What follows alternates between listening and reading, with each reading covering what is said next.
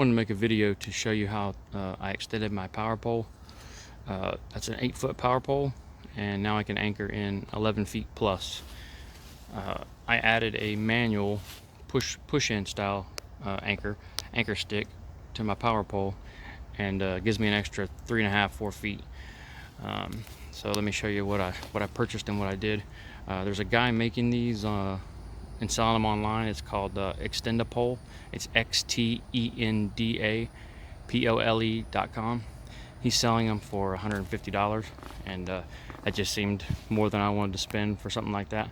So I decided to try and make one myself, and this cost me about $20 in parts from Lowe's. So can't beat that. Easily removable, and you don't have to have the pole in. You can take it out. When you're running, you can loosen these thumb screws and you can pull the pole completely out, or you can tighten them up and you can run with it just like it is now, and it works fine just like that. So let me show you what I did to do it. All these are galvanized split ring hangers. I think they're made for conduit. At Lowe's they're like $1.30 a piece. So these two are 3/4 inch split ring hangers. These two are 1/2 inch. And then down here, this one is just a support. It doesn't tighten on anything. It's just a guide to keep the pole close to this pole. And both of these are 1/2 inch. I did have to buy 2 extra 1/2 inch split ring hangers, and that's so I could get extra threads on both sides. You've got the threads on this side, and then I took 2 extras and I took the threaded side off and added it to this. So now both sides of these are threaded. In between here is 3/8/16 all thread that I cut to size, about 1 inch, maybe just over 1 inch.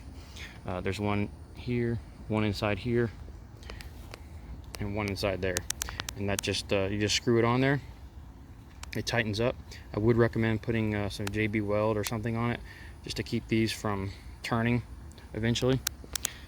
You could use any kind of adhesive, but JB Weld should work pretty good.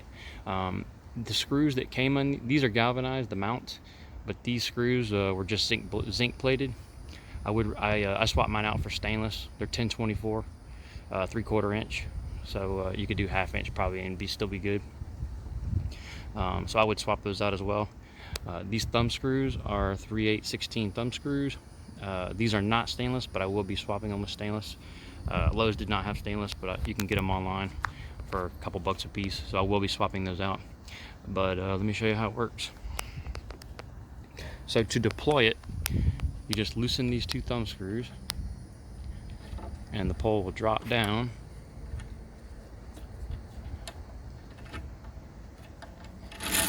There it goes. It's all the way down.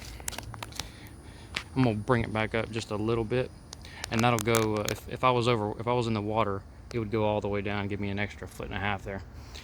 On land, this is all it's going to do for me. I'm going to bring it up just a little bit so I can show you how it deploys. You tighten up these thumb screws,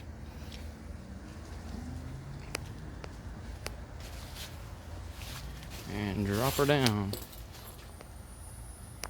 That's not going to do much.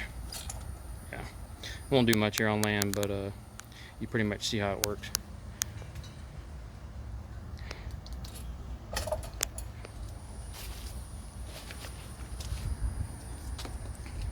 Also, the other thing I did, I put some 1 inch heat shrink tubing on here.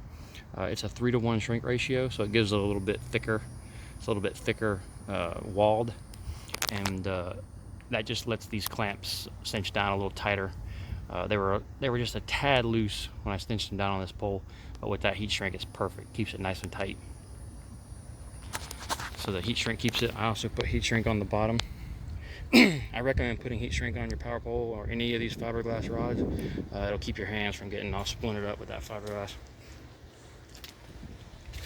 But that's about it.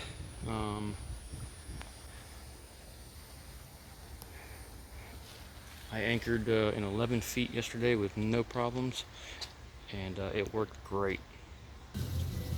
Right, yeah, I got it.